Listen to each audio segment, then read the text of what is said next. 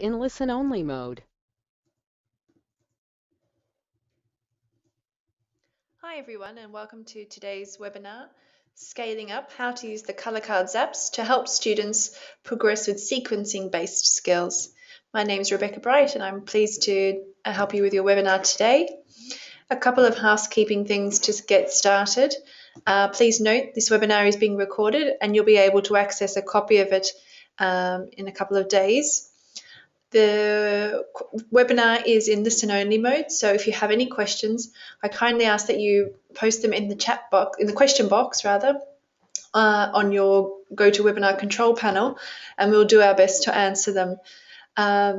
It's likely that I'll answer them at the end of the webinar rather than as we're going, unless necessary. If I can just get an indication as to whether you can hear me or not, if you could just type something in your either the chat box or the question box so that I can see that you can hear me okay, that would be great. Okay, sounds like everyone can hear me. That's great. Yeah. Excellent. Okay, so let's get started. One thing I wanted to mention is that the ColorCards apps are available on a special offer at the moment. They're at the discounted price of $1.99 or £1.49, depending on where you are. So that's each of the apps individually are at that price. So please take advantage of the special offer that's available at the moment. So this is the plan for today. We're going to talk a little bit about the ColorCards apps to give you a background as to the apps and the range. Then I'm going to spend some time showing you how to personalize content and how to create sequences. And after that, we're going to discuss some of the examples of using sequences in either your classroom or your therapy approach. And then finally, we're going to look at the reporting structure that's available in the ColorCards apps. So that's the plan for today. If I'm going too fast, do let me know and I'll try to slow down a little bit. So you may or may not know, but there are 5 ColorCards apps currently available in iTunes to download.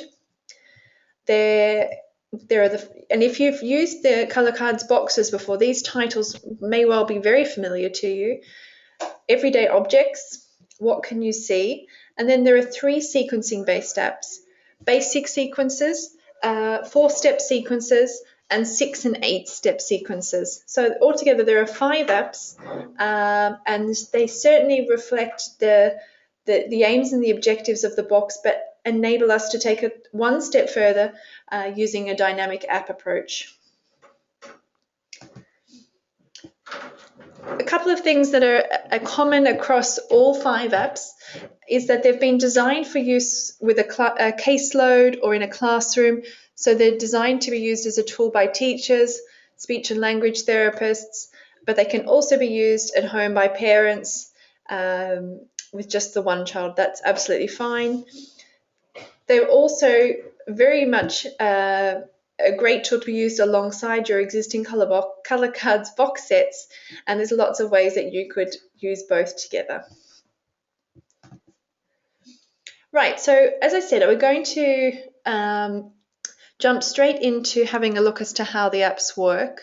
And I'm particularly going to focus on the sequencing apps today and looking at how you can upload and take photos, choose content, and create sequences, because that's the crux of how to use the sequences apps. So bear with me for a minute as I just switch over from the PowerPoint presentation to the software that allows me to mirror my iPad on the computer. So bear with me, there'll be a slight interruption.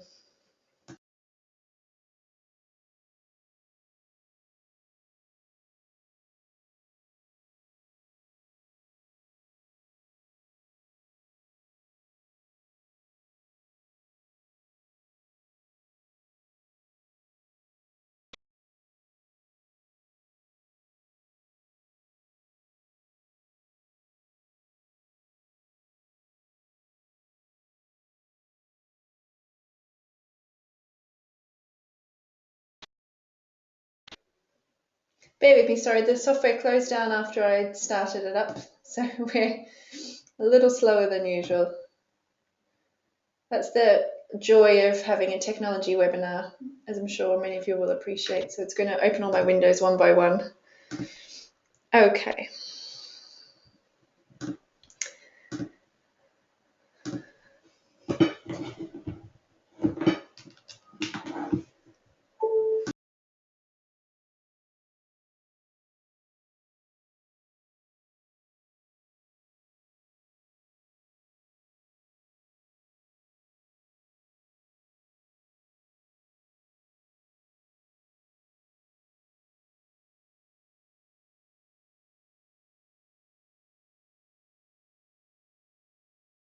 Okay, that was me, but you want to see the app. So, as I said, technology. Of course, when you're doing a webinar, that's when you have the most fun with it, as I'm sure you'll all know.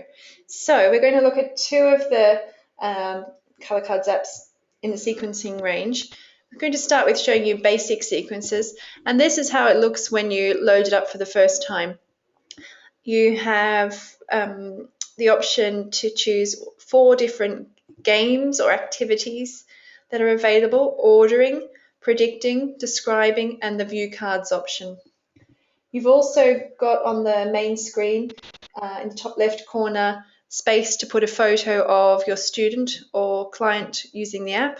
In the bottom left corner, you have the spanner, which indicates the settings, which we'll go through in a minute. And then in the bottom right-hand corner, you've got a help section so you can go to the user guide. We're going to start by just having a quick look at how the app works using some of the tasks, and then we'll go into the customization in more detail. Bear in mind there's sometimes a little bit of a lag between what I'm describing and I'm seeing on my iPad and what you're seeing on your screen. So I'll try to accommodate for that. So we've gone into the first activity, ordering, and as the name suggests, the goal is to reorder the pictures into the correct order. So if you've got the box set, it's a similar idea that you'd probably use with those cards. The nice thing about the app is that you get instant feedback, and so the child could do this on their own just as easily as they could have with doing it with a therapist. What's nice though is on the right hand side, you've got some additional options. Starting at the top on the right hand side, you've got a microphone. This allows you to record, or have the child record rather, either their problem solving that's going on in this task, or to describe out loud at the end of the sequencing what they've done. So you can do that and then you can listen back. Underneath that, you have 3 small circular buttons, a check mark where you can indicate that the child's performance was correct, under that correct with help or incorrect. So if I say it's incorrect, correct rather, that will go in their scoring and you'll see that at the end. So the task continues in the same way. I can reorder the pictures into the correct order, indicate that they're correct, and move on to the next one. So there's a visual reinforcement of the child's or the student's performance. And if, for example, you want to look at something in more detail, you just tap on that card to enlarge it. And say, for example, in this one, the child or the student was adamant and had a really clear reason as to why this was correct. This is a more complex one within this set. You could still mark them as correct even if the app hadn't. So you can override the app settings. And I know from lots of my sessions that this happens all the time, that students have a really strong rationale as to their ordering that they've put cards in, or the decision that they've made as to why something should happen first, second, and third. So I can override the app in this case as well, which is nice. And I think it presents a nice opportunity for discussing the decision making and the reasoning that goes on behind that. And following that, you see a nice fun animation after each task. So in this case, we'd chosen to have 3 cards in each game. And the child can watch an animation. So that's nice reinforcement too. If you're working with an older student or a student that might be distracted by that, you can also turn off the reward animation as well. So that's ordering. the next task that you have is called predicting. And I've got the option of either having the cards displayed one by one or seeing all three up front. We're going to go on in this case with all three up front. So I can see the three cards, and the prompt is to describe what we would think happens next. So the child would look at the cards and say, okay, here's what's happening. What happens next? And again, you might want to record that or discuss that in more detail, and then mark that as correct or incorrect. So the child might say, okay, he's made his bed and now he gets into the bed, or now he tidies up the rest of his bedroom. So again, it can be very tailored to that child, and so on and so forth. So you can see then that the child continues to work through. We're seeing the same pictures that we saw in the first task, which is what we might want to do at the beginning to really reinforce the concepts in those cards, or if we wanted to go over those in more detail. And again, at the end of the game, there's a fun animation, which you can see there. The final activity is the describing feature, which you'll see. And in this case, you see the cards displayed one by one. And you can progress, and as you see each card, the idea is that the child would record or describe what was happening in each of those. So you can see how you might move from the very simple reordering task, or perhaps not so simple, but from the reordering task through to the predicting task, or through to this describing task, based on whatever goal you were working on and the level that your particular student was on. So they're the three tasks. So you might wonder about the content that comes with the apps. I'm going to show you that by going into View Cards. And here you can see all of the fantastic images that the app comes with.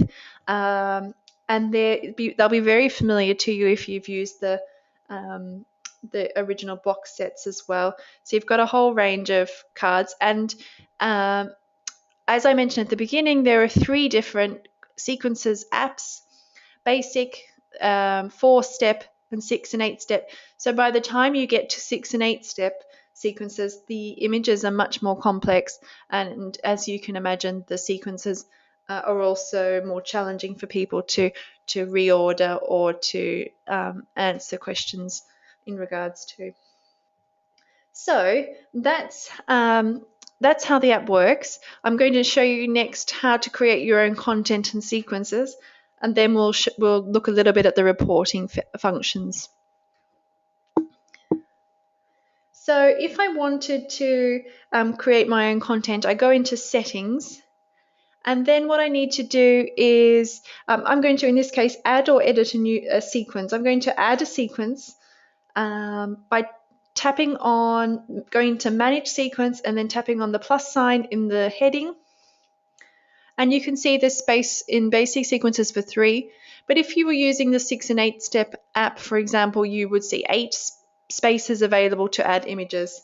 So I'm going to add 3 images related to my colleague Charlotte, who's sitting next to me here having a glass of water.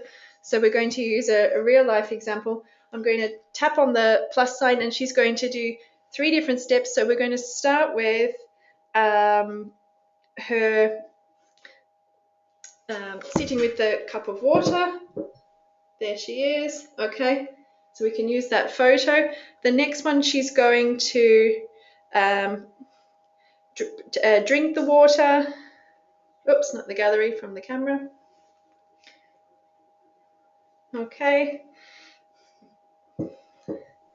And the third one, she's going to put the glass back on the table.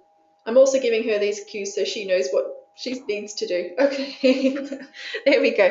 Now we decide whether that's easy, medium, or hard. Let's make it medium, and we'll call this sequence drinking. Oops, sorry, I have a non-English keyboard on. Okay, So we call that drinking. And then this sequence now will sit within all of the other sequences that we have. You saw that I allocated into the medium category, and there you can see that it's sitting as the 6th lot of sequences in there. So that's really how you find it. And then if I wanted to, for example, do the ordering task, let's remove the images that were already there. And I'll just take all these off. We were going to see all of them. So let's go into medium and just choose the one with Charlotte drinking. And then we come back out of the app and we'll go into ordering. Oops, let me start that again. I'll go into order, check I've chosen that, select images for ordering.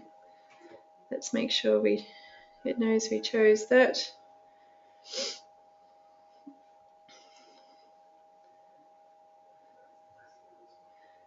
Oh, I don't know why we seem to keep getting the boy popping up. I'll double check what I've done in the settings. But you would be able to add your own images of Charlotte drinking the water or whatever you wanted in your own setup. So that's how to create your own content. What I want to show you now is the reporting feature. All of the reports will sit under the individual student. So to do that, you need to add students to the app one by one. I can either choose a picture from the camera or take from the gallery. So let's, there's a picture there. Okay, I can enter in Charlotte's name, any notes I want to add about that I can do, and we have that set up. So then any of the tasks that we do will then link up and Charlotte's results will remain within the app. I've got some slides now that will go through that in more detail, so bear with me again while I switch back to out of the app and back to the PowerPoint.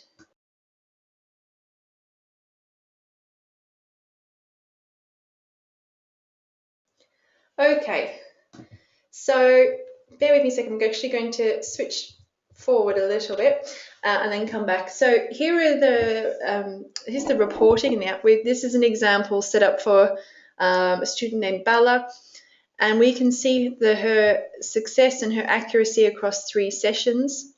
So it not only saves reports for the individual sessions, but also across time. So it will store the number of tasks that the child's completed, the time spent, and then their accuracy, including the correct with help section that we saw before. Each of the apps has exactly the same reporting features, and one of the real benefits of the apps is that that's consistent across the 5 apps. So you're able to compare data across different apps. So if you were progressing through the different sequencing apps, in this case you would be able to see success or measure progress in the same way from when you were using basic sequences to up until when you were using sequences 6 and 8 steps. So as I said, you set up a new user ID for each patient.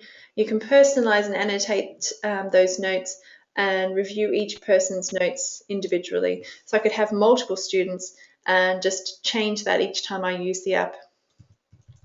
Okay, so skipping back a little bit, I wanted to talk about some examples of ways that you can use the app specifically related to goals about sequencing.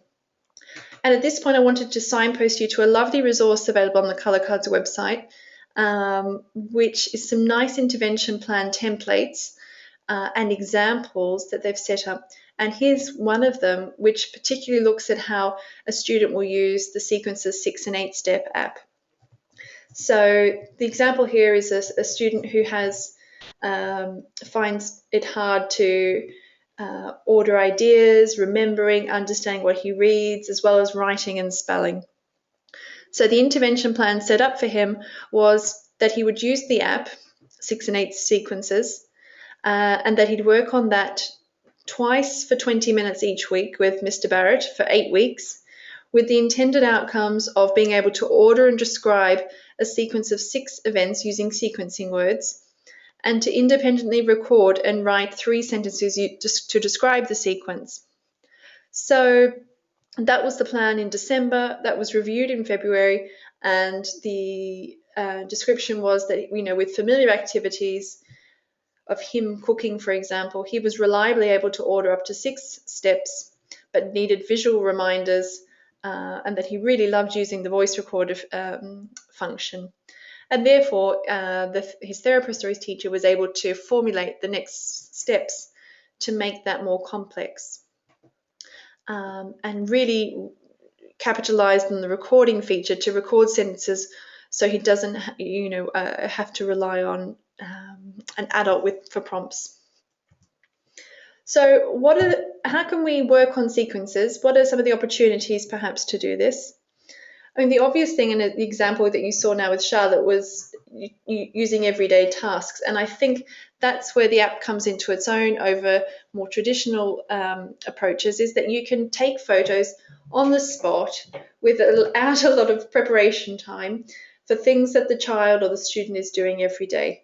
So whether that's school-related sequences or activities related to home, that you're able to adapt those as you go.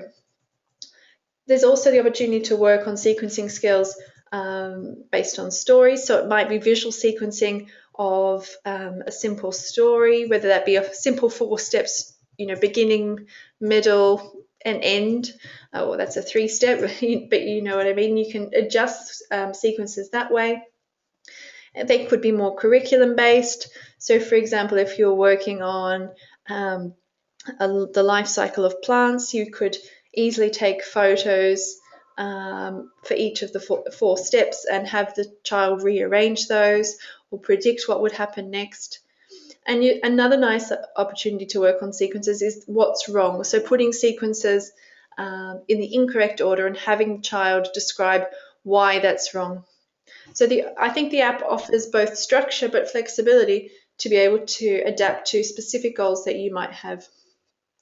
And you saw in the app that you can do reordering, predicting, evaluating, describing. So there's lots of things that you can do with the app, just at its very basic usage. But I think a lot of creative clinicians and teachers would see other ways that they could use it too. So how do I progress when working on sequencing skills?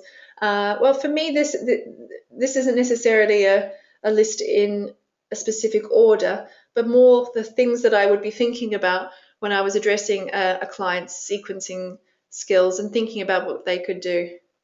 I'd be first wanting to see whether they could reorder things, or just recognize whether something was correct or incorrect. To do that, I would probably want to start with just a very simple 2-step sequence. So something, first I put toothpaste on my toothbrush and then I brush my teeth. So that sort of very, very basic 2-step sequence, just to make sure that the student had a handle on the concepts involved. Then you would work upwards from 3-step, and I think that's fairly self-explanatory. And the nice thing about the apps is that you can do that. So working on visual sequencing first, then progressing to verbal sequencing if that was appropriate, and then looking at written sequencing or being able to write down what the person saw or the sequence. Following being able to do those things, you'd then look at things like narrative structure and story grammar. And then, of course, the whole way along, you'd be looking at the students' or the client's self-monitoring and self-evaluation skills, which, as you would all know, are really important for being able to sequence information and correct their own work. So how do we measure progress? Well, we can measure it against their therapy goals in relation to sequencing, using the in-app reporting. And one of the really nice things with the reporting feature is that the recording that you saw, where you can record their verbal responses, they get saved in the app, and you can also share them out. So you can go back and listen to what somebody said if you didn't catch it the first time, or if you want to analyze it further, or come back in time and compare it to current performance. But you can also jot down other observations outside of what the app records. So I think that's ideal in terms of an app. You saw the reporting feature, which I mentioned. And finally, I just wanted to signpost you to some more resources which are available on the ColorCardsApps.com website, including the resource that you saw already, which is the intervention plan template. So please take advantage of that. And also take advantage of the special offer that's available. Hopefully you can see how to use the sequences apps more clearly. And with that, I'll thank you, and I'm happy to answer any questions. I'll be online for the next few minutes.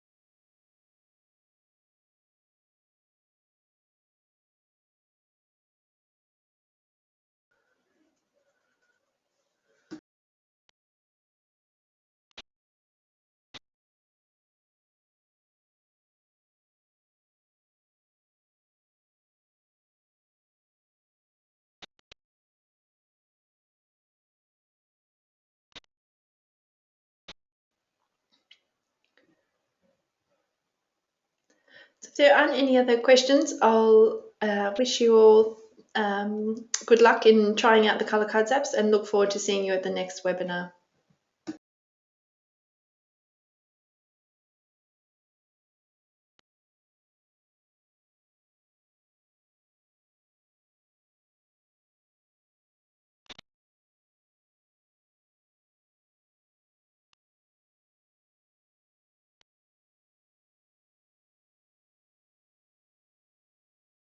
Sorry, there were a couple of questions I missed, but yes, sorry, there will be a recording of the webinar which you'll receive, and you can go through that again. And a good suggestion so that you can go through it with your iPad and go through step by step. That would be great. And there's also the user guide in the app if that's easy too.